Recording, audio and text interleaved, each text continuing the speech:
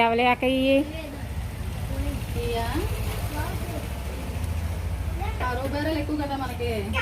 Cut చేసి ఇస్తే అంటే కుట్టుకుంటారు. వాళ్ళ ఆవిడకంట కుట్టడం వచ్చంట. నేను అడిగాను కదా, కట్ చేయడం రాదంట. అదేంటో నాకు అర్థం కాలేదమ్మా ఈ సోపు. నాకు అర్థం అవ్వలేదు రాత్రి.